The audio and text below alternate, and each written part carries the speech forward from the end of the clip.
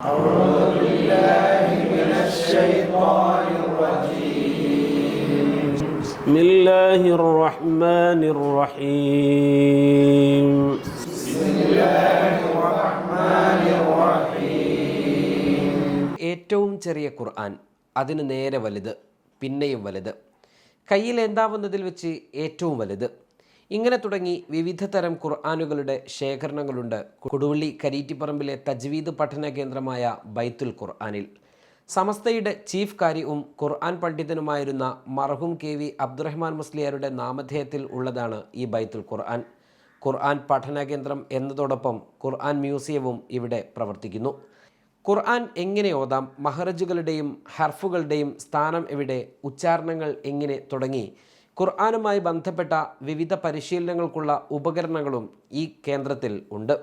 തീർത്തും സാധാരണക്കാരായ ആളുകളാണ് ഇവിടെ പഠിതാക്കളായി എത്തുന്നത്. KV അബ്ദുറഹ്മാൻ മുസ്ലിയാരുടെ മകൻ ഹാഫിൽ KV റഹീം മൗലവിയാണ് ഈ കേന്ദ്രം ഇവിടെ സ്ഥാപിച്ചത്. മഹത്തായ ഈ ബൈത്തുൽ ഖുർആൻ എന്ന സ്ഥാപനം 6ാം വർഷത്തിലൂടെയാണ് കടന്നു പോകുന്നത്. ഇത് എൻ്റെ പിതാവായ ഈ സ്ഥാപനത്തിൻ്റെ ഉടമയായ പിതാവിൻ്റെ ആഗ്രഹവും ആശയവുമായിരുന്നു. പിതാവ് എന്ന് പറയുമ്പോൾ സമസ്തയുടെ ചീഫ് കാരിയായി ഒരുപാട് കാലം പ്രവർത്തിച്ച ഒരാളാണ്. ആയിരക്കണക്കിന് ആളുകളെയാണ് പിതാവ് ഖുർആൻ പഠിപ്പിച്ചതും. ആണുങ്ങളും പെണ്ണുങ്ങളും അടക്കം 210ഓളം പഠിതാക്കൾ ഇന്നിവിടെ പഠിച്ചുകൊണ്ടിരിക്കുകയാണ്. ഇതിൻ്റെ കീഴിലായിട്ട് കോഴിക്കോട് ജില്ലയിലെ പല ഭാഗങ്ങളിലായിട്ട് 90ഓളം യൂണിറ്റുണ്ട്. അപ്പോൾ 90ഓളം ക്ലാസ്സുകളിലായിട്ട് ഏതാണ്ട് 32ഓളം ടീച്ചർമാരും 1-2 ഉസ്താദുമാരും അതിൻ്റെ പിന്നിലുണ്ട്. 2800ഓളം പഠിതാക്കളാണ് ഇന്ന് പഠിച്ചുകൊണ്ടിരിക്കുന്നത്. അതിൻ്റെ ഒക്കെ ഒരു കേന്ദ്രമാണ് ഈ കാണുന്ന സ്ഥാപനം. ഓരോ വർഷവും റമദാൻ കഴിഞ്ഞാൽ ഓരോ ശാഖയിൽ നിന്നും 3, 4, 5 പേര് ഖത്മ് കഴിഞ്ഞവർ, ഖുർആനും അത്യാവശ്യത്തെ ജീവിതം പഠിച്ചവർ ഇവിടെ എത്തിച്ചേരുന്നു. അവരുടെ മേൽപ്പഠനം ഇവിടെ വെച്ചാണ് നടക്കുന്നത്. അവർക്കുള്ള സനദ്, 2ാമത്തെ മുഖ്തസറായ സനദ്, ഖുർആൻ സർട്ടിഫിക്കറ്റ്, ഈ 3ഉം ഇവിടെ നിന്ന് കൊടുക്കുന്നുണ്ട്. അപ്പോൾ അർഹരായവർക്ക് അതർഹിക്കുന്ന രൂപത്തിലുള്ള സർട്ടിഫിക്കറ്റ് സനദ് കൊടുക്കുന്നുണ്ട്. അപ്പോൾ ഇൻഷാ അല്ലാഹ് അത് ഓരോ റബീഉൽ അവ്വലിലാണ് നമ്മൾ നടത്താറുള്ളത്. ഇനി ഈ വർഷം നടത്തണം. ഇപ്പോൾ 27 പേരിപ്പം ഖത്മ് കഴിഞ്ഞിരിക്കുകയാണ്. ഇനി അവരെ പരീക്ഷ നടക്കാനുണ്ട്. അതും കഴിഞ്ഞതിന് ശേഷം അവർക്ക് സനദ് കൊടുക്കാനുണ്ട്. അപ്പം ഇന്ന് 2800ഓളം പഠിതാക്കൾ പുറത്ത് പഠിച്ചുകൊണ്ടിരിക്കുമ്പം അവർ മാത്രമല്ല, അവരുടെ മക്കളും അവരോട് മറ്റ് ബന്ധപ്പെട്ട സഹോദരി ഏട്ടത്തിമാർ, അനുജത്തിമാർ, സഹോദരന്മാരൊക്കെ ഖുർആൻ ഏറെക്കുറെ പഠിച്ചിട്ടുണ്ടെന്നുള്ള മനസ്സിലാക്കുന്നത്. സമസ്തക്ക് ആ തജ്വീദിൻ്റെ ക്ലാസ്സിൻ്റെ ടെക്സ്റ്റായി ഉപയോഗിക്കുന്ന ഇളാഹുൽ ഖുർആൻ, അത് 1966 കാലങ്ങളിൽ എഴുതി സമസ്തക്ക് സമർപ്പിച്ചത് പിതാവ് കൂടിയായ KV അബ്ദുറഹ്മാൻ മുസ്ലിയാറാണ്. അദ്ദേഹത്തിൻ്റെ ഉമ്മയിൽ നിന്നാണ് ഖുർആൻ്റെ പഠനം അദ്ദേഹം ആരംഭിക്കുന്നതെന്നുള്ളത് ഒരു സവിശേഷതയാണ്. കൊടുവള്ളി മേഖലയിൽ സാധാരണക്കാർക്ക് പോലും ഖുർആനും തജ്വീദുമായി നല്ലൊരു ബന്ധമുണ്ടായത്. അതിനാൽ മറ്റ് ഇതര പ്രദേശങ്ങളിൽ ഇമാമത്ത് നിൽക്കുന്നത് പോലെയല്ല, കൊടുവള്ളിയിൽ അല്ലെങ്കിൽ വിശേഷിച്ച് കരീറ്റിപ്പറമ്പിലൊക്കെ ഒരു ഇമാമത്ത് നിൽക്കുന്ന ആൾക്ക് പോലും സാധാരണക്കാരെ ഭയമാണ്. കാരണം സാധാരണക്കാർക്കും ഖിറാഅത്തിലുള്ള തെറ്റും ശരിയും വിലയിരുത്താൻ കഴിവുള്ളവരാണ് എന്നുള്ളത് ഈ ഭാഗത്തെ വലിയ ഒരു സവിശേഷത തന്നെയാണ്. പിതാവ് ഇറക്കിയ ഗ്രന്ഥങ്ങളിൽ വെച്ച് 10ഓളം ഗ്രന്ഥങ്ങൾ, അതിൽ ഭൂരിഭാഗവും തജ്വീദുമായി ബന്ധപ്പെട്ടതാണ്. അതല്ലാതെ സ്ത്രീകളുമായി ബന്ധപ്പെട്ടത്, അതേപോലെ വിശ്വാസപരമായി ഉള്ള ഗ്രന്ഥങ്ങൾ സമസ്തയുടെ വിദ്യാഭ്യാസ ബോർഡ് സ്ഥാപിക്കുന്നതിന് മുമ്പേ അറബി ഭാഷാ പഠനത്തിന് പിതാവ് രചിച്ച് കൊടുവള്ളി സിറാജുൽ ഹുദ അറബി കോളേജ് ആസ്ഥാനമായി അന്ന് വിതരണം ചെയ്ത കിതാബുകളൊക്കെ നിലവിലുണ്ട്. ഏതായിരുന്നാലും ആ ഗ്രന്ഥങ്ങളിലൊക്കെ ഏറ്റവും പ്രധാനം ഇഹ്യാ ഉലൂമു തജ്വീദ് എന്ന് പറയുന്ന 500-ൽ പരം പേജുകളുള്ള ആ ഗ്രന്ഥമാണ്. എല്ലാ ദിവസവും ഇവിടെ ക്ലാസ് നടന്നുകൊണ്ടിരിക്കുകയാണ്. രാവിലെ 9 മുതൽ 12 വരെ ഇവിടെ ക്ലാസ് നടന്നുകൊണ്ടിരിക്കുന്നത്.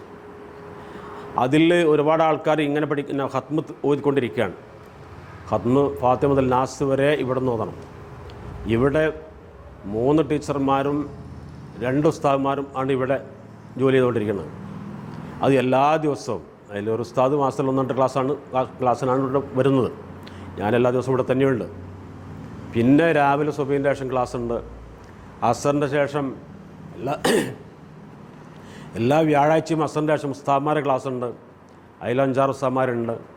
എല്ലാ ശനിയാഴ്ച രാവിലെയും പിന്നെ വൈകുന്നേരവും ഞായറാഴ്ച രാവിലെയും വൈകുന്നേരമൊക്കെ ആയിട്ട് ആണുങ്ങൾ ക്ലാസ്സുമുണ്ട്. അങ്ങനെ വ്യത്യസ്തമായ സമയങ്ങളിലൊക്കെ ഒരുപാട് പഠിതാക്കളാണ് ഇവിടെ പഠിച്ചുകൊണ്ടിരിക്കുന്നത്. കൊടുവള്ളിയിലെയും സമീപ പ്രദേശങ്ങളിലെയും ആളുകളാണ് പ്രധാനമായും ഇവിടെ എത്തുന്നത്. സ്ത്രീകൾക്കും പുരുഷന്മാർക്കുമായി പ്രത്യേകം ക്ലാസുകളും ഇവിടെ നടക്കും. ഞങ്ങൾ ഇവിടുത്തെ പഠിതാക്കളാണ്.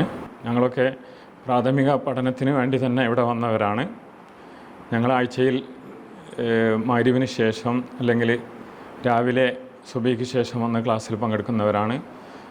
അങ്ങനെ ഖുർആൻ കംപ്ലീറ്റ് ആക്കിയവരും പൂർത്തിയാക്കുന്നവരും പൂർത്തിയാക്കിയവരും സനദ് വാങ്ങിയവരൊക്കെ ഞങ്ങളുടെ കൂട്ടത്തിലുണ്ട്. മുത്തവൽ സനദുണ്ട്, അതുപോലെ തന്നെ മുഖ്തസറായ സനദുണ്ട്. അതുപോലെ തന്നെ വളരെ ചുരുങ്ങിയ കാലയളവിൽ പൂർത്തിയാക്കുന്നവർക്ക് സനദല്ലാതെ ഉസ്താദ് സർട്ടിഫിക്കറ്റ് വിതരണം ചെയ്യുന്നുണ്ട്. ഞങ്ങളിവിടെ വന്നിട്ട് ഉസ്താദിൻ്റെ ക്ലാസ്സിലിരിക്കും. അപ്പോൾ ഉസ്താദിനെ ഓതി കേൾപ്പിക്കും. ഉസ്താദ് തെറ്റുകൾ തിരുത്തി അത് സഹിയാക്കി ഞങ്ങൾക്ക് പറഞ്ഞു തരും. ഞങ്ങളങ്ങനെ വീണ്ടും ഓതും. അങ്ങനെ ആദ്യം ഫാത്തിഹ മുതൽ റബ്ബിന്നാസ് വരെ ഖുർആൻ്റെ അവസാന ഭാഗം വരെ ഓതി തീർക്കും. അങ്ങനെ പിന്നീട് ഞങ്ങൾ വീണ്ടും ഇവിടെ വരും. സനദ് ലഭിച്ചവരും സർട്ടിഫിക്കറ്റ് ലഭിച്ചവരൊക്കെ വീണ്ടും ഇവിടെ വന്ന് ഖുർആൻ്റെ ബൃഹത്തായ ഒരു ലൈബ്രറി ഇവിടെ ഉണ്ട്. ഒരുപാട് കിതാബുകളുണ്ട്, അത് പഠിക്കുന്നവരുണ്ട്. അതുപോലെ തന്നെ സ്ത്രീകൾക്ക് വേറെ ക്ലാസ് ഇവിടെ വെച്ചും അല്ലാതെയൊക്കെ നടക്കുന്നുണ്ട്. ഇവിടെ കൂടുതലും പഠിക്കാൻ വരുന്ന ആളുകൾ തന്നെ സാധാരണക്കാരാണ്. അതായത് എന്നെപ്പോലെ ഞങ്ങളിപ്പോൾ 7ാം ക്ലാസ് വരെ മദ്രസയിലൊക്കെ പോയി 8ാം ക്ലാസ് വരെ മദ്രസ പോയിട്ടുണ്ടാകും. പക്ഷേ അവിടെ ഒരു ബേസിക് ആയിട്ടുള്ളൊരു ഖുർആൻ്റെ ഒരു പഠനം മാത്രമേ ഇന്നത്തെ കാലത്തൊക്കെ മദ്രസയിൽ നമുക്ക് കിട്ടുന്നുള്ളൂ. അതിൻ്റെ ഒരു ഉപരി പഠനം കിട്ടുന്നത് ശരിക്കും നല്ലൊരു മാറ്റം ഖുർആൻ്റെ ഇവിടെ വന്നപ്പോഴാണ് നമുക്ക് ഖുർആൻ ഇത്രത്തോളം നമ്മൾ പഠിക്കാനുണ്ടായിരുന്നു എന്ന് വരെ മനസ്സിലാകുന്നത്. അപ്പോൾ എന്നെപ്പോലെ സാധാരണക്കാരോട് എനിക്ക് പറയാനുള്ളത്, നിങ്ങളുടെ പ്രധാനപ്പെട്ട സമയം എന്ത് വില കൊടുത്തും ഇത്തരം ക്ലാസ്സുകൾ പ്രധാനമായും നമ്മൾ ബൈത്തുൽ ഖുർആനിൽ കെ വി റഹീം ഉസ്താദിൻ്റെ ക്ലാസ്സിൽ പറ്റുമെങ്കിൽ ഇവിടെ ശരിക്കും പറഞ്ഞു കഴിഞ്ഞാൽ കരീറ്റുപറമ്പുകാർ മാത്രമല്ല, കൊടുവള്ളി പ്രദേശത്തുള്ളവരല്ല, കോഴിക്കോടിൻ്റെ വിവിധ പ്രദേശത്തുള്ളവർ, മുക്കം, അതുപോലെ തന്നെ ഫറൂഖ് തുടങ്ങി പല പ്രദേശത്തുള്ളവരും ഇവിടെ വരുന്നവർ തുടർച്ചയായിട്ട് വന്നുകൊണ്ടിരിക്കുന്നുണ്ട്. അവർക്കതിൻ്റെ കാര്യവുമുണ്ട്. അപ്പോൾ അത് പരമാവധി ഉപയോഗപ്പെടുത്താൻ എന്നെപ്പോലത്തെ സാധാരണക്കാർ ശ്രമിക്കണമെന്നും കൂടി ഞാൻ കൂടുതൽ പറയുന്നു. പഠിതാക്കളിൽ നിന്നും ഫീസോ മറ്റോ ഈടാക്കാതെയാണ് ഇവിടെ ഖുർആൻ പഠനം നടക്കുന്നത്. ഖുർആൻ 30 ജുസ്ഉം ഒരാൾ ഗുരുനാഥന് മുൻപിൽ ഓതി കേൾപ്പിക്കണം. ഓരോ ബാച്ചിലെയും വ്യത്യസ്ത ആളുകൾ ഖുർആൻ തെറ്റുകൂടാതെ മുഴുവനായും ഓതി നൽകുകയാണ് പതിവ്. അങ്ങനെ ഓതി നൽകുന്നവർക്ക് മാത്രമാണ് സനദ് ലഭ്യമാക്കുക. പുരുഷന്മാരെക്കാൾ സ്ത്രീകളാണ് ഖുർആൻ കേന്ദ്രത്തിൽ എത്തുന്നവരിൽ അധികവും. സ്ത്രീ അധ്യാപകരും ഇവർക്കായി ഇവിടെ പ്രവർത്തിക്കുന്നു. നാട്ടിൻപുറങ്ങളിലെ സാധാരണക്കാർ ഖുർആനിനെ തജ്വീദോടുകൂടി മനസ്സിലാക്കുന്നത് പുതിയ തലമുറക്ക് ഖുർആൻ പഠനം എളുപ്പമാക്കും. ബൈത്തുൽ ഖുർആനിലെ പഠിതാവ് കൂടിയായ REC പാലക്കുറ്റിയിലെ വടക്കേത്തൊടുകയിൽ മുഹിയുദ്ദീൻ മാസ്റ്റർ തൻ്റെ കൈപ്പടയിൽ എഴുതി തയ്യാറാക്കിയ വിശുദ്ധ ഖുർആൻ്റെ പ്രദർശനമായിരുന്നു ബൈത്തുൽ ഖുർആനിലെ മറ്റൊരു ആകർഷണം. 3 വർഷമെടുത്ത് തയ്യാറാക്കിയ ഈ ഖുർആൻ മഷി കൊണ്ടാണ് തയ്യാറാക്കിയിട്ടുള്ളത്. ഇത് എഴുതാൻ നിങ്ങളെ പ്രചോദിപ്പിച്ച കാര്യം എന്താണ്? ഉപ്പയുടെ കാത്തിബായിരുന്നു സാലിയാത്തിയുടെ ഷാബുദ്ദീൻ അഹമ്മദ് സാലിയാത്തിയുടെ കാത്തിബായിരുന്നു ഉപ്പ.